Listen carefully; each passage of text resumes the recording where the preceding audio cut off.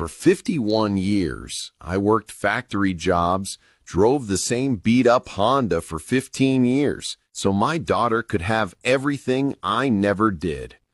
Then one Tuesday morning, I checked my bank account and saw $847 left, down from $30,000. My daughter had drained it, every cent, for a luxury vacation she never asked permission for. Her response when I called, "You'll make more, Dad." That's when I knew exactly what I had to do. And trust me, she never saw it coming. Before we continue, please subscribe to the channel and write in the comments section what time it is where you're watching this. If you asked anyone in my neighborhood what kind of man I am, they'd probably say reliable, maybe quiet. The guy who mows his lawn every Saturday morning, waves at the neighbors, and drives that old silver Honda Civic with the faded paint and the check engine light that's been on since 2019. I've worked at Thompson Manufacturing for 26 years, third shift supervisor now, but I started on the floor, operating the press machines that stamp out metal parts for industrial equipment. It's not glamorous. The fluorescent lights hum all night, the air smells like machine oil and sweat, and by the time my shift ends at 6 in the morning, my back aches and my hands are stiff. But it pays the bills. It kept a roof over our heads when Madison was growing up, put braces on her teeth, paid for her college textbooks. That $30,000 in my savings account, that wasn't vacation money. That wasn't a down payment on a new car or a kitchen renovation. That was my lifeline, the money that would cover rent if the plant had another round of layoffs, the cushion that would keep me afloat if I threw my back out and couldn't work for a few months. At 51 years old, working night shifts in manufacturing, you don't have the luxury of assuming everything will always be fine. My ex-wife, Diane, left when Madison was 12. She'd had enough of the long hours, the modest income, the predictable life in suburban Cleveland. She moved to Arizona with a real estate developer and sends Madison birthday cards with $50 bills tucked inside. I became both parents after that, packing school lunches alone, attending parent-teacher conferences alone, working overtime so Madison could go on the 8th grade trip to Washington, D.C. when all her friends were going. Maybe that's where I went wrong. I wanted to give her everything I never had. I grew up in a 2-bedroom apartment with 4 siblings, wearing hand-me-downs and eating off-brand cereal. I didn't want that for Madison. So when she asked for dance lessons, I said yes. When she wanted the name-brand backpack all the other kids had, I worked an extra Saturday shift. When she got into Ohio State and wanted to live in the nicer dorms, I made it happen. She graduated 3 years ago with a marketing degree, got a decent job at a digital agency downtown, moved into an apartment in Tremont with 2 roommates. I was proud. I thought I'd done it, raised a capable, independent daughter despite doing it mostly alone. But there were signs I ignored. Little things. The way she'd ask to borrow money and never mention paying it back. How she'd roll her eyes when I suggested she budget or save. The designer handbags that appeared on her Instagram while she claimed she was too broke to chip in for her grandmother's birthday dinner. I told myself she was young, still figuring things out, that she'd grow out of the entitlement eventually. I was wrong. That Tuesday morning in March, staring at my phone screen in my kitchen, everything changed. And I realized that sometimes loving your child means letting them face the consequences they've been dodging their entire life. It was a Tuesday, March 14th.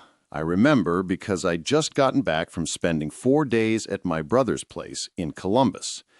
He'd had knee surgery, and I took some time off to help him around the house, groceries, meals, that sort of thing. I'd driven home late Monday night, exhausted, and slept hard for the first time in days. Tuesday morning, I woke up around 9, made coffee in the old Mr. Coffee machine that's older than Madison's college degree, scrambled 2 eggs, sat down at my kitchen table with the vinyl chairs I'd bought at a yard sale 15 years ago. The sun was coming through the window, hitting the stack of bills I hadn't sorted yet. I pulled out my phone, just doing my usual morning routine, check the weather, scroll through emails, open my banking app to make sure my paycheck had deposited.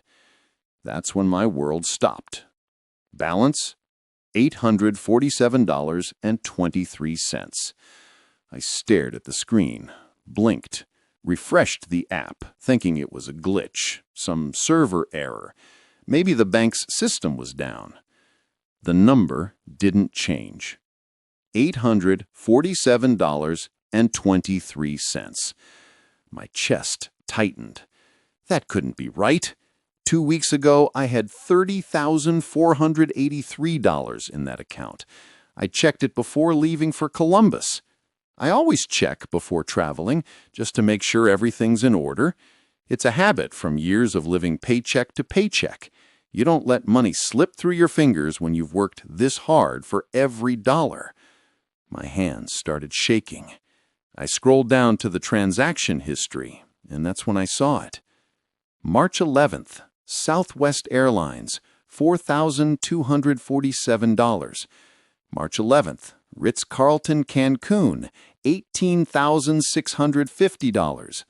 March 12th, Cancun Adventures and Excursions, $3,890.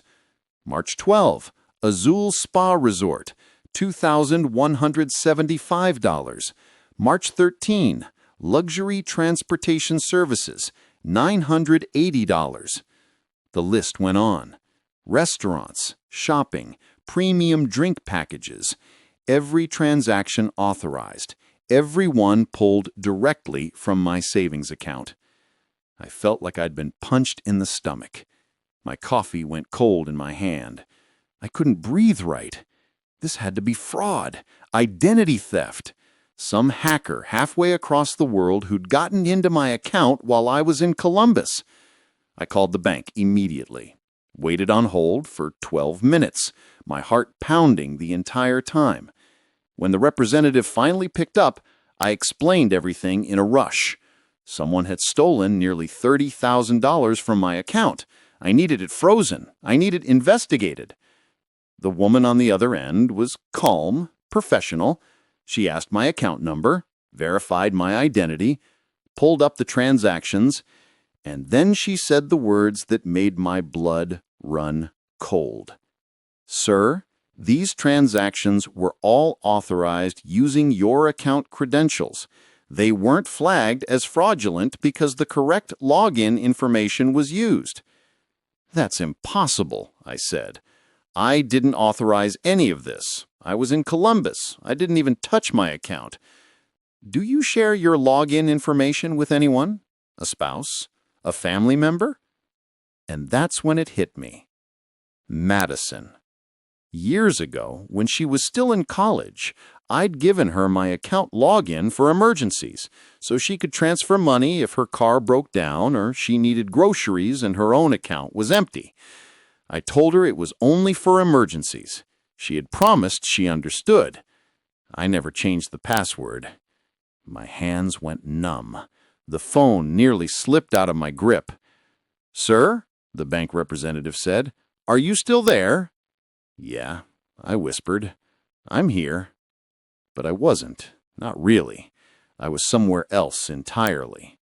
Somewhere between shock and a rage so deep I didn't have words for it yet. My daughter had just stolen my life savings, and she'd done it while I was helping my brother recover from surgery. I hung up with the bank and sat there for a full minute, just staring at the wall. My mind was racing, trying to make sense of it. Maybe there was an explanation. Maybe someone else had gotten her phone, used her access. Maybe this was still somehow a mistake. I pulled up Madison's contact and hit call. It rang 4 times before she picked up. "Hey, Dad!" Her voice was bright, cheerful, like nothing in the world was wrong. I could hear music in the background, laughter, the clink of glasses. "Madison." My voice came out flat, controlled. Where are you right now? Oh, we're at this amazing beach club in Cancun. The water is literally crystal clear, Dad. You can see fish swimming right by your feet. Ashley's getting us margaritas and— Stop, I cut her off. You're in Cancun. Yeah, didn't I text you? I thought I mentioned we were going on a girls' trip. Ashley just got promoted to senior account manager, and we wanted to celebrate big, go all out. My jaw clenched so hard I thought my teeth might crack. Madison, I just checked my bank account. There was a pause, brief. Then her tone shifted. Not guilty, not apologetic, just casual, like this was no big deal. Oh yeah, I used your account for the booking. I figured you wouldn't mind. It's not like you ever use that money anyway. I couldn't speak, literally couldn't form words. She kept talking, filling the silence. The resort is incredible, Dad. 5-star. We've got this ocean view suite with a private balcony. There's an infinity pool. And tonight we're doing a sunset dinner cruise. Honestly, this was the best decision ever. Madison, my voice was shaking now. You took $30,000 from my savings account without asking, without telling me. I mean, it wasn't exactly $30,000. I didn't take all of it. There's still some left. $800, Madison. You left me $800. Well, yeah, but don't worry about it, Dad. I'll pay you back, eventually. Once I get a few paychecks sorted out and— Eventually? The word came out like a growl. You stole my life savings for a vacation, and your plan is to pay me back eventually? Okay, stole is a really harsh word, she said, her voice getting defensive now. You gave me access to that account years ago. I didn't hack in or anything. And honestly, Dad, you're being kind of dramatic. It's just money. You'll make more. Just money. I stood up from the table, pacing my tiny kitchen. My free hand was balled into a fist. That money wasn't for vacations, Madison. That was my emergency fund. That was the money that keeps me alive if I lose my job or get hurt.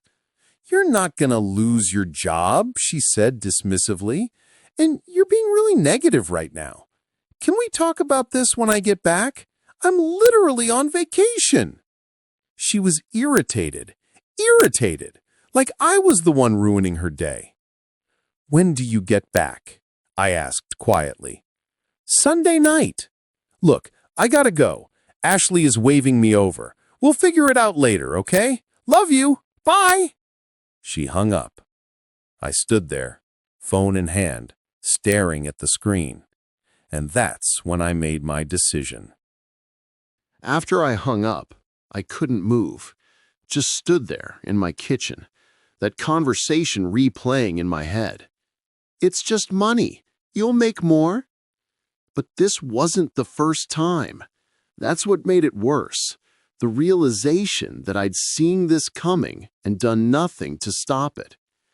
I sat back down, pulled up my bank statements from the past 2 years, and started scrolling.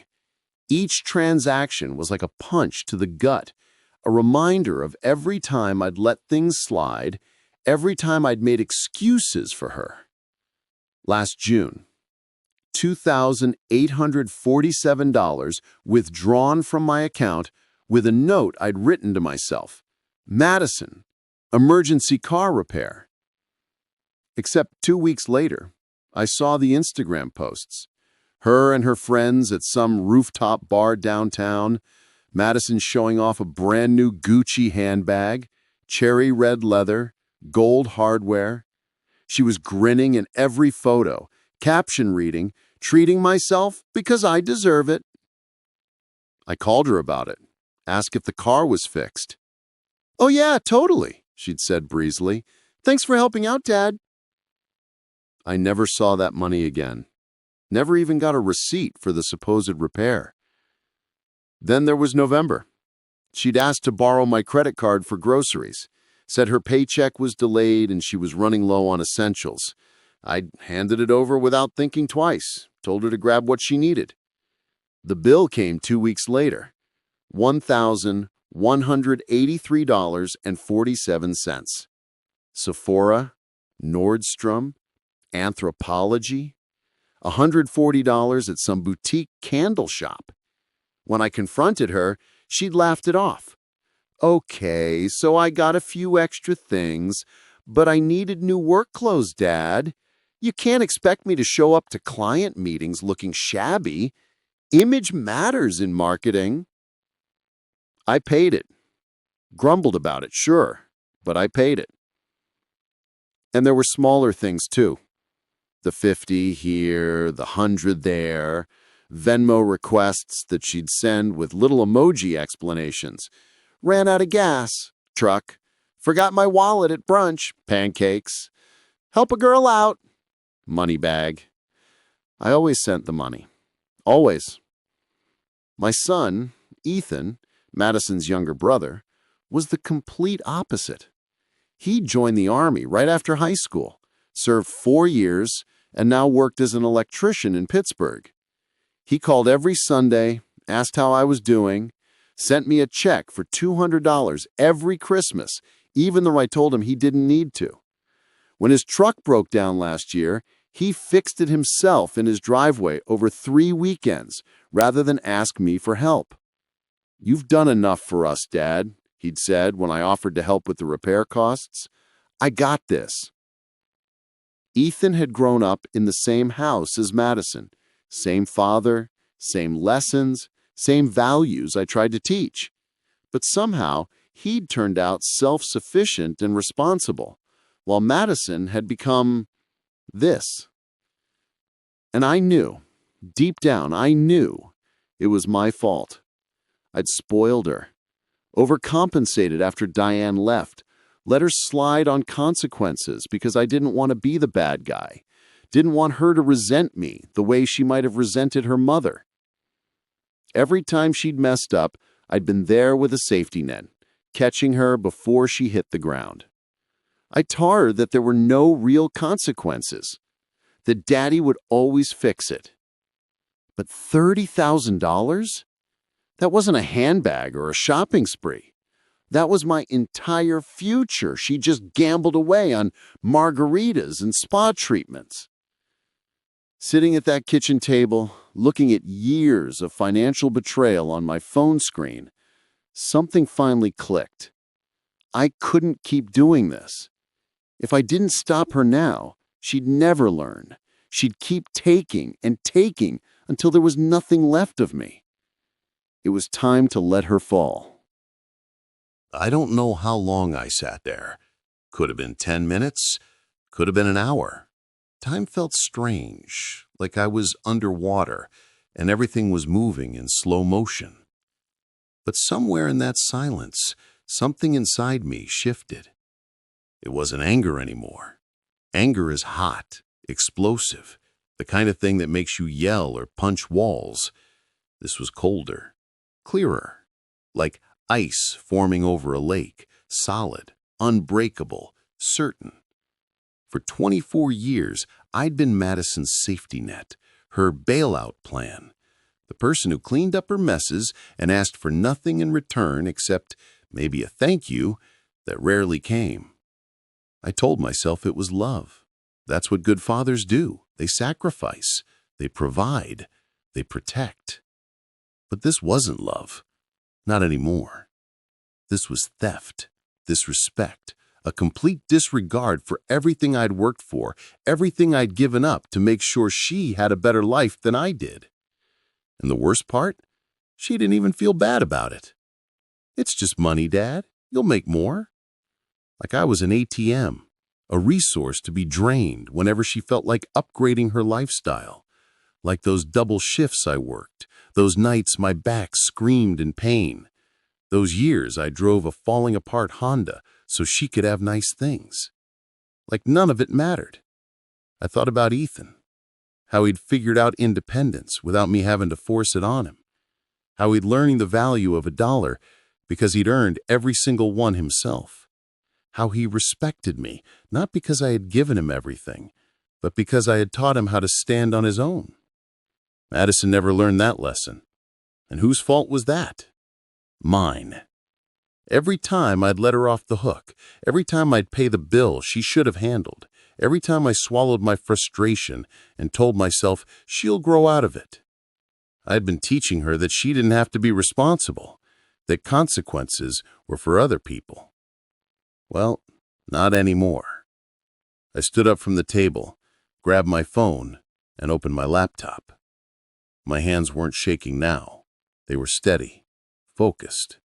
She was in Cancun right now, probably sipping cocktails by the pool, laughing with her friends about how easy it had been to fund this whole trip. How her dad's savings account was just sitting there, unused, waiting for her to put it to better use. She thought she'd gotten away with it.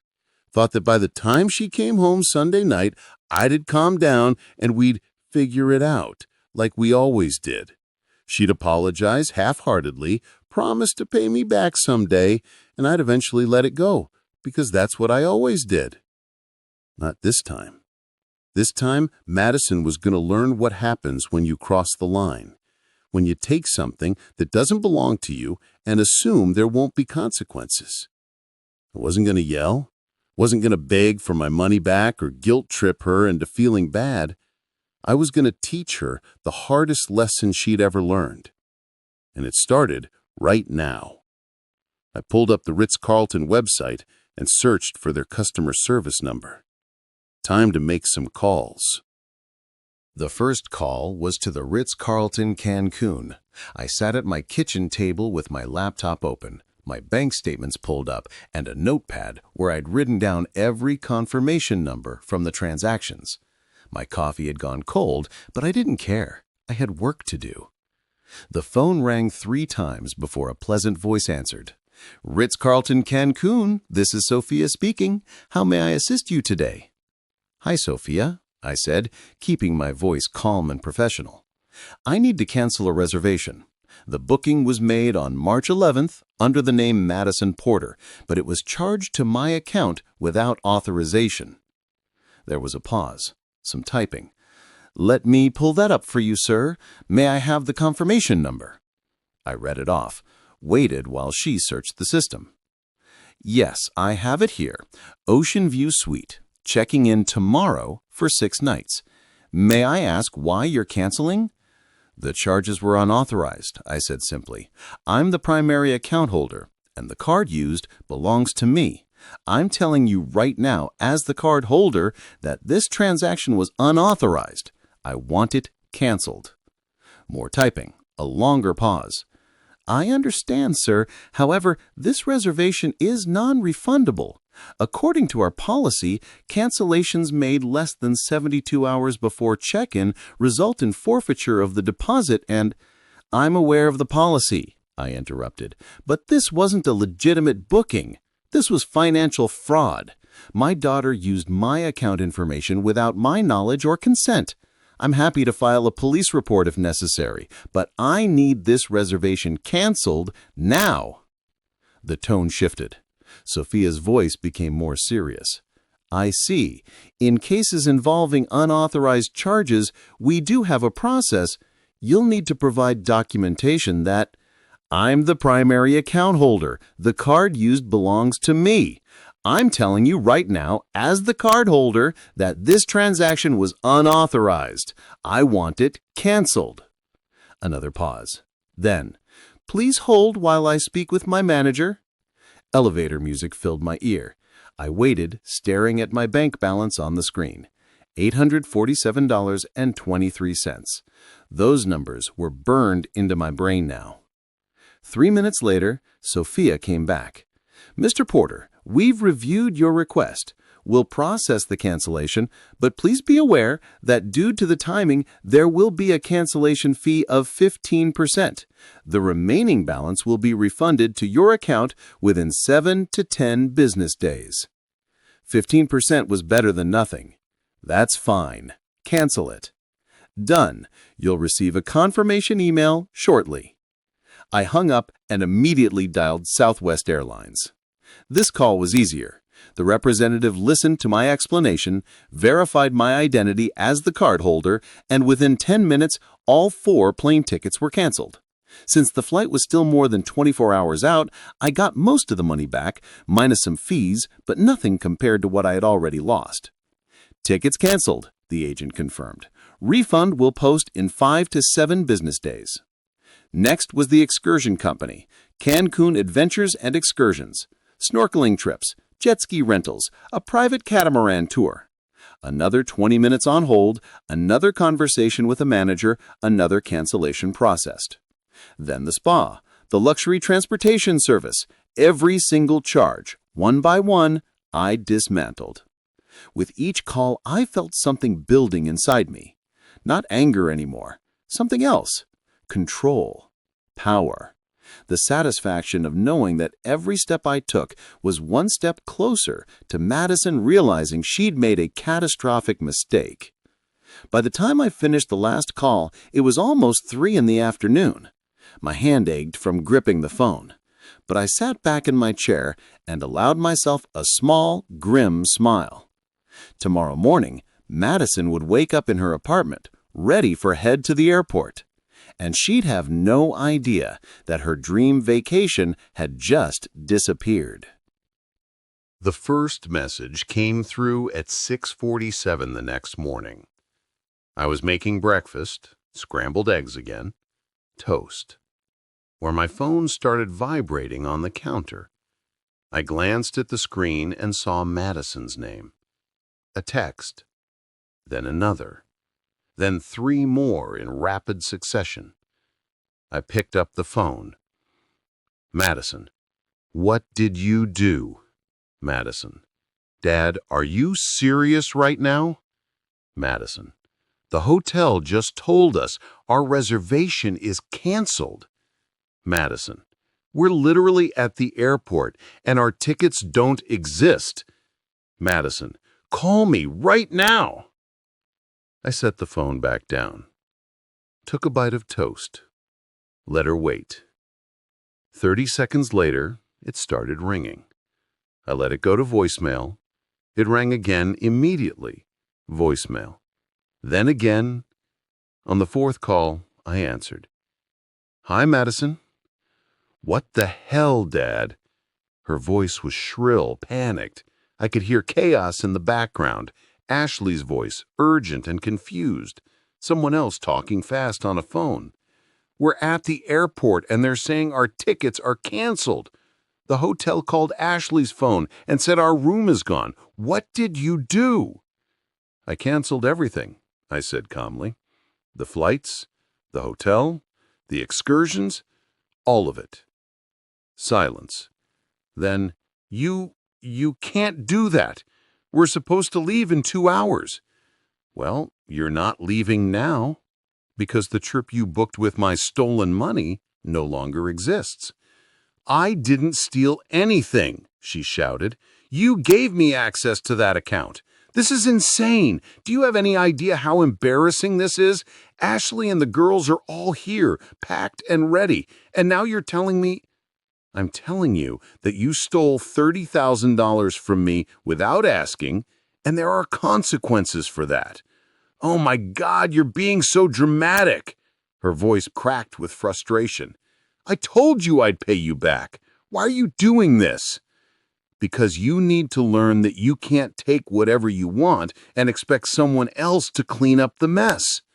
So you're just, what, punishing me like I'm a child? You're acting like a child, Madison.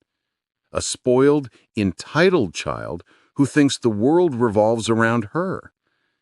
I heard her breath hitch. For a second, I thought she might actually cry. But then her voice came back harder now, angrier. You know what? Fine. You want to ruin my trip? You want to humiliate me in front of my friends? Great job, Dad. Really stellar parenting. This isn't about humiliation, I said quietly. This is about accountability. Something you've never had to face because I've always bailed you out. I can't believe you're doing this, After everything you've done for me, you're going to throw it in my face now? Like you're some kind of martyr? Everything I've done for you? My voice stayed level, but there was steel in it now. Madison, I worked double shifts so you could go to college. I drove a car held together with duct tape so you could have nice things. I've given you every advantage I never had. And you repaid me by draining my life savings for a vacation? I said I'd pay you back. When, Madison? When are you going to pay me back? Next month? Next year? Or is it like the $3,000 you borrowed for handbags? Like the $1,200 at Nordstrom? You've never paid me back for anything. She didn't respond. I could hear Ashley in the background asking what was happening. You want to go to Cancun? Then book it yourself. With your own money, your own credit card, but you're not using mine ever again. I hate you, she whispered. Then she hung up. I set the phone down and finished my breakfast. My hands were steady. I didn't check social media often. Didn't really see the point. But around noon that day, my phone started lighting up with notifications I wasn't expecting. My cousin Linda from Akron. Bryce, what's going on? Just saw Madison's post. My coworker Pete. Hey man, you okay? Saw something on Facebook. Ethan. Dad, call me when you get a chance. I opened Facebook and there it was. Madison had posted a full essay. Public. Visible to all 847 of her friends, which apparently included half my extended family, old neighbors, and people I'd known from her high school days. The post had a photo, her at the Cleveland airport looking devastated, mascara slightly smudged like she'd been crying. The caption was long, very long. I'm literally shaking right now. I can't believe I have to share this, but I need people to understand what I'm dealing with. My father just canceled my entire vacation, flights, hotel, everything, while my friends and I were at the airport ready to board. Why? Because he's mad I used his money to book the trip. Money that was just sitting in an account doing nothing. For context, I've had access to that account for years for emergencies. He's never had a problem with it before. But suddenly, when I try to do something nice for myself and my friends, he loses his mind and sabotages the whole trip? He didn't even talk to me about it first, just canceled everything behind my back like some kind of controlling nightmare. And now I'm humiliated in front of everyone, out thousands of dollars, and honestly questioning if this is what financial abuse looks like. I know family stuff is complicated, but this feels so wrong. If you've ever dealt with a controlling parent, you know how isolating and painful this is. I'm just trying to live my life, and he can't handle that I'm not his little girl anymore. Sending love to anyone else dealing with toxic family dynamics. Heartbreak. The post had 63 comments already. Hearts and crying emojis. People I didn't even know offering sympathy. Oh, honey, I'm so sorry. That's awful. Your dad sounds toxic. You deserve better. This is literally financial abuse. You should look into your legal options. Then I saw some pushback. My brother Kyle had commented, Madison, there's more to this story. You should talk to your dad privately instead of airing this out online. Madison's response, I tried talking to him. He won't listen. He just wants to control me. I scrolled further and saw that Ashley had shared the post with her own commentary.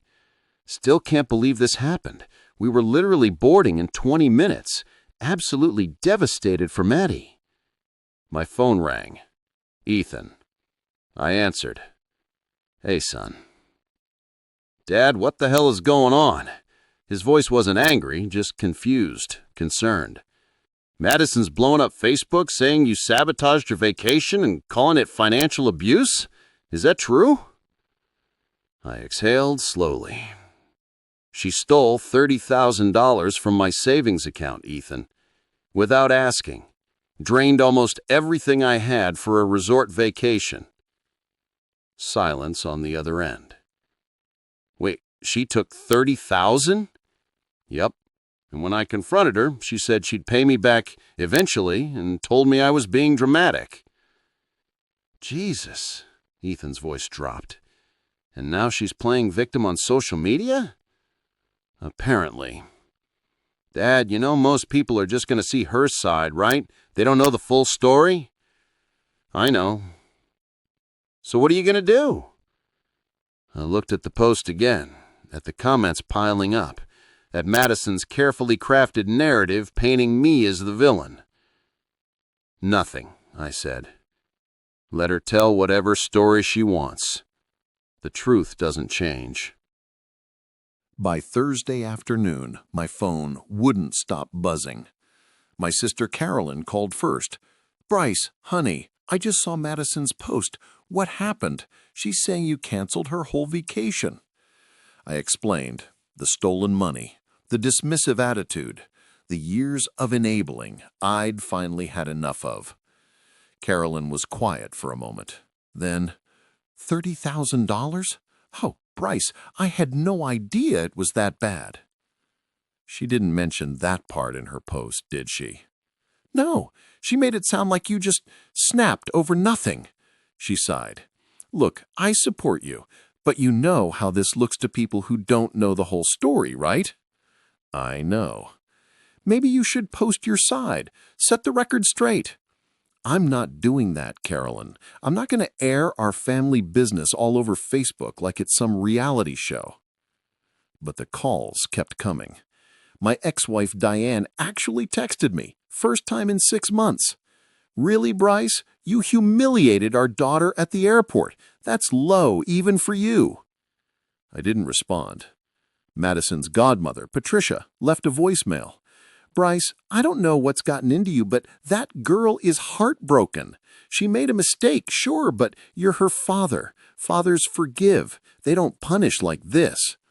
Then came my neighbor, Mr. Hernandez, who'd seen the post through some mutual connection. He caught me taking out the trash Thursday evening.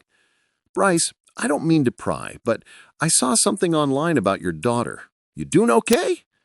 "I'm fine, thanks." He hesitated.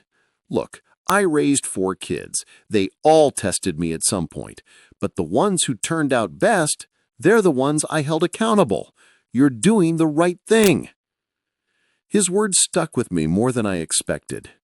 That night, lying in bed, staring at the ceiling, I started questioning everything. Was I doing the right thing? Madison's post had painted me as a monster, a controlling, abusive father who'd humiliated his daughter for no reason.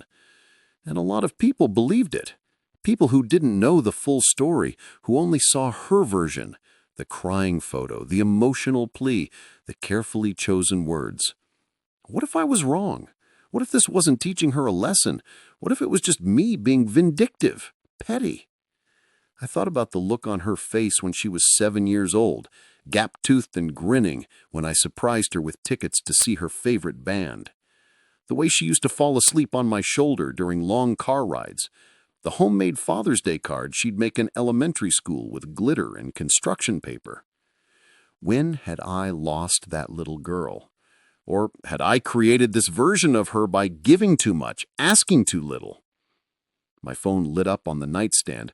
Another text, this time from my brother Kyle. "Don't second-guess yourself, Bryce. She needed this wake-up call. You're not being cruel. You're being a parent." I stared at those words for a long time. Maybe he was right. Maybe teaching your child accountability, even when it hurt, even when they hated you for it, was the most loving thing you could do. Or maybe I just destroyed my relationship with my daughter forever over money. I didn't know anymore. But I knew one thing. I wasn't gonna back down. Not this time. She needed to learn this lesson, even if it cost me everything. Friday morning, I got an email, not from Madison directly, from a law office, Bennett and Associates, downtown Cleveland. The subject line read, "Notice of intent regarding unauthorized account access and potential legal action." My stomach dropped. I opened it. Dear Mr. Porter, we represent Madison Porter in a matter concerning access to a joint financial account ending in 4392. Our client has maintained authorized access to this account since 2019 for legitimate purposes. On March 14, 2025, you unilaterally canceled travel arrangements that were lawfully booked using said account, resulting in significant financial and emotional damages to our client. Ms. Porter is prepared to pursue legal remedies if this matter cannot be resolved amicably. We request immediate reimbursement of $8,450 in non-refundable cancellation fees and lost deposits, as well as compensation for emotional distress and public humiliation. Please respond within 72 hours to avoid further action. Sincerely, Marcus Bennett, SQ. I read it twice, then a third time. She'd hired a lawyer. My daughter had actually hired a lawyer to sue me for canceling a vacation she'd stolen my money to book. The audacity was breathtaking. I called Ethan immediately. "She's threatening to sue me," I said when he picked up. "What?" I read him the email. He was silent for a long moment. "Dad, she's bluffing. No lawyer would actually take this case seriously." "She found one who did." "Then call a lawyer yourself. Don't just sit on this." He was right. I couldn't ignore it. I spent Friday afternoon calling around, finally landing a consultation with a family attorney named Virginia Shaw. She had good reviews, 20 years of experience, and an opening that same day at 4 o'clock. Her office was small but professional, wood-paneled walls, diplomas framed behind her desk. She listened while I explained everything: the stolen money, the cancellations, Madison's social media post, the lawyer's letter. When she finished, Virginia leaned back in her chair and folded her hands. "Mr. Porter, legally speaking, your daughter doesn't have a case. You're the primary account holder. She had access for emergencies, not carte blanche to spend as she pleased. Any judge would see that." Relief flooded through me. "So I don't have to pay her back?" "No, but," she paused, "I do think you need to consider protecting yourself going forward." "What do you mean?" "If Madison is willing to hire a lawyer over this, she might escalate further, especially if she believes she's entitled to your assets." Virginia pulled out a notepad. "Do you have a will?" Yeah. Basic one I did online a few years ago. Split everything 50-50 between Madison and Ethan. And if something happened to you tomorrow, Madison would inherit half of your estate, your house, your retirement accounts, any savings you rebuild. I hadn't thought about it like that. "Given her behavior," Virginia continued, "you might want to consider revising your estate plan, not necessarily cutting her out entirely, but adding conditions, a trust with stipulations, financial oversight, something that protects your assets from being squandered." The idea felt extreme, but then again, a week ago, I never would have thought Madison would steal $30,000 and then try to sue me for stopping her. "What would that look like?" I asked. Virginia started sketching out options: trusts that released funds incrementally, conditions based on financial responsibility, clauses that protected the inheritance from being drained in one impulsive decision. By the time I left her office, I had a draft plan and a follow-up appointment scheduled for next week. I sat in my car in the parking lot, staring at the paperwork she had given me. This wasn't just about a canceled vacation anymore. This was about protecting everything I'd worked for from a daughter who saw me nothing more than a bank account. And I wasn't going to let her take anything else. The following Wednesday, I sat in Virginia Shaw's office with a pen in my hand and 3 documents spread across her desk. a revised will, a trust agreement, a power of attorney designation. Take your time, Virginia said gently. This is a big decision. I stared at the papers. Black ink on white pages. Legal language that boiled down to one simple truth. I was about to fundamentally change my daughter's inheritance. The old will had been straightforward. Everything split 50-50 between Madison and Ethan. The house, the retirement accounts, the life insurance policy. Equal shares because they were both my children, and I loved them both. But this new version was different. Ethan's half remained unchanged. He'd inherit his share outright, no strings attached, because he'd earned my trust. He'd proven himself responsible, self-sufficient, someone who understood the value of money because he'd worked for every dollar. Madison's half would go into a trust, managed by Ethan as trustee. She'd receive monthly distributions, enough to live on, but not enough to blow on luxury vacations or designer handbags. The principal would remain locked until she turned 40, or until Ethan determined she'd demonstrated consistent financial responsibility for at least 5 years, whichever came later. "Mr. Porter," Virginia's voice pulled me back. "Are you all right?" "Yeah, just thinking. I know this isn't easy. You're not punishing her, you're protecting her from herself." I nodded, but it didn't make it hurt less. Because the truth was, I was punishing her. Or at least that's how she'd see it. When I died, whenever that was, hopefully not for another 20 or 30 years, she'd find out that her brother got his inheritance free and clear, while hers came with conditions and oversight. She'd hate me for it, if she didn't already. But what choice did I have? If I left her everything outright, she'd burn through it in 5 years, maybe less. She'd book first-class trips to Europe, buy a luxury car she couldn't afford to maintain, fund her friends' lifestyles while they praised her generosity. And when the money ran out, she'd have nothing. No safety net, no cushion. Just the hard reality that she'd squandered her father's life's work.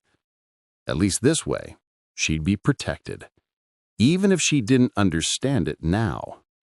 I picked up the pen. "One more thing," I said. "The letter. I want to include a letter." Virginia nodded. "We can attach a personal statement to the trust documents. Explain your reasoning in your own words." I pulled out a piece of paper I'd written on the night before. It was short, just a few paragraphs. "Madison, if you're reading this, I'm gone, and I know you're angry about the trust. You probably think I did this out of spite or to control you even from beyond the grave, but I didn't do this to hurt you. I did it because I love you, and because I failed you by never teaching you the lessons you needed to learn. I gave you everything, and in doing so, I gave you nothing. No resilience, no accountability, no understanding that money isn't infinite, and actions have consequences.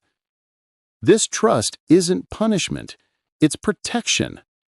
Protection from the mistakes I enabled. Protection so you'll have security even when your judgment fails you. I hope someday you'll understand. I love you. I always will. Dad." Virginia read it, then looked up at me with soft eyes. "That's beautiful, Mr. Porter." I signed the documents, all 3 of them. And just like that, it was done. I'd spent 24 years building a life for my children.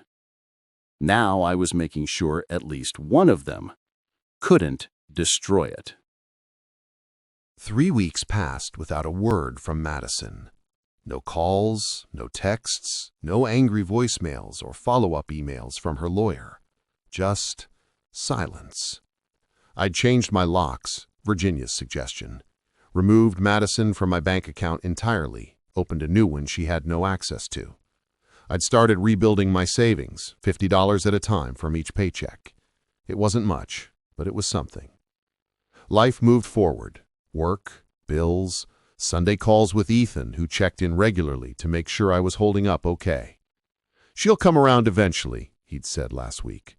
"Or she won't. Either way, you did the right thing." I wanted to believe him. Then, on a Thursday night in early April, my phone lit up at 11:47 p.m. Madison. I almost didn't open it, almost let it sit there, unread, another message in a long line of messages I'd learned to ignore. But something made me tap the notification. Madison. "Dad, I know you probably don't want to hear from me, and I know I don't deserve your attention after everything I've done. But I need to say this, even if you never respond. I'm sorry. I've been thinking about what happened, really thinking about it, and I'm ashamed. You were right. I stole from you. I didn't see it that way at the time because I'd convinced myself that having access to your account meant I had permission to use it however I wanted to. But that's not how it works. That's not how anything works. You've given me everything my whole life, and I never appreciated it. I just expected it. Like you owed it to me. Like you were supposed to sacrifice everything so I could have whatever I wanted.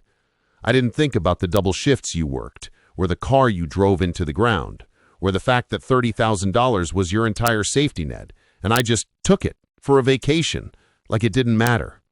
I can't take it back. I can't undo what I did. But I want you to know that I'm working on myself. I've been seeing a therapist, talking through why I feel so entitled to things I didn't earn. It's not easy, and I don't have all the answers yet, but I'm trying. I don't expect you to forgive me. I don't even know if I deserve forgiveness, but I needed you to know that I'm sorry. Really, truly sorry. I love you, Dad. I know I haven't shown it, but I do. Madison. I read it 3 times. Then I set the phone down and stared at the ceiling. My first instinct was relief. She got it. She finally understood. This was the breakthrough I'd been hoping for. The moment where the lessons sunk in and she became the person I always knew she could be. But then doubt crept in. Was this real? Or was this just another manipulation?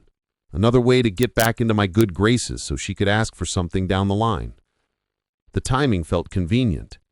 3 weeks of silence right after I'd changed my will and secured my assets. Was this apology genuine, or had someone tipped her off? Was she trying to worm her way back in before it was too late? I wanted to believe her. God, I wanted to believe her so badly. But I believed her before, every time she promised to pay me back, every time she swore she'd learned her lesson, and every time she'd proven me wrong. I picked up my phone, stared at the message again. My thumb hovered over the keyboard. What do you say to your daughter when you don't know if her apology is real? I didn't respond to Madison's text that night, or the next day, or the day after that. Not because I wanted to be cruel, but because I needed time. Time to think. Time to decide what kind of relationship we could have moving forward, if any. A week later, I finally typed out a response. I appreciate you reaching out. I'm glad you're seeing a therapist and working on yourself. That takes courage. But I need you to understand something. I love you, Madison. I always will. You're my daughter, and nothing changes that. However, love doesn't mean I have to let you hurt me. It doesn't mean I have to enable behavior that's destructive to both of us. I forgive you, but forgiveness doesn't erase consequences. The boundaries I've set aren't negotiable. My finances are my own now.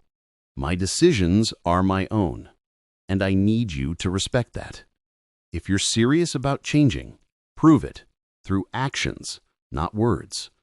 Show me over time that you've learned these lessons. That's all I can ask. I love you. Dad. I hit send before I could second-guess myself. She didn't respond right away. It took 2 days before I saw the 3 dots appear, then disappear, then appear again. Finally, Madison, I understand. Thank you for not giving up on me. That was it. No arguments, no demands, just acceptance. Maybe she really had changed, or maybe she was just saying what I wanted to hear. Time would tell. Sitting here now, months later, I can look back on everything with clearer eyes. I'm not the same man I was when I discovered that $847.23 balance on my phone. That version of me was exhausted, defeated, a doormat who'd spent decades prioritizing everyone else's happiness over his own dignity. This version, I've got boundaries now. I've got self-respect. My savings account is slowly rebuilding. I'm up to about $6,800. Not where I was, but getting there. I picked up a few extra shifts, not because I have to, but because I'm working towards something that's mine, something no one can take from me. Madison and I talk occasionally, surface-level stuff mostly. She texts on my birthday, sends a card at Christmas. I respond kindly, but keep my distance. The therapist she mentioned, I hope she's still seeing them, but that's her journey, not mine to manage.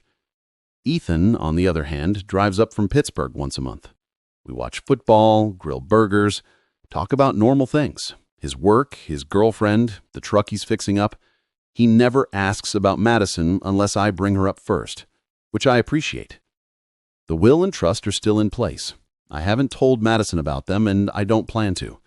She'll find out when the time comes, hopefully decades from now, and maybe by then she'll understand why I made that choice. I've learned something important through all this. Love without boundaries isn't really love. It's enabling. It's teaching people that they don't have to respect you, don't have to take responsibility, don't have to grow. Real love sometimes means letting people face the natural consequences of their choices, even when it hurts, even when they hate you for it. I don't know if Madison will ever truly change. Maybe she will. Maybe she won't. But that's not my responsibility anymore. My responsibility is to protect myself, to live with dignity, to make sure that the next chapter of my life, whatever it looks like, is built on a foundation I control. I spent 51 years being everyone's safety net. Now I'm finally learning to be my own. And you know what? That's enough. So here's my question for you. Was I right to handle it this way? Tell me in the comments below. What would you have done in my position? If you enjoyed this story, hit that like button, subscribe for more real-life tales, and turn on notifications so you never miss the next chapter. Because trust me, there's so much more on my channel. Don't forget to subscribe. See you in the next life story.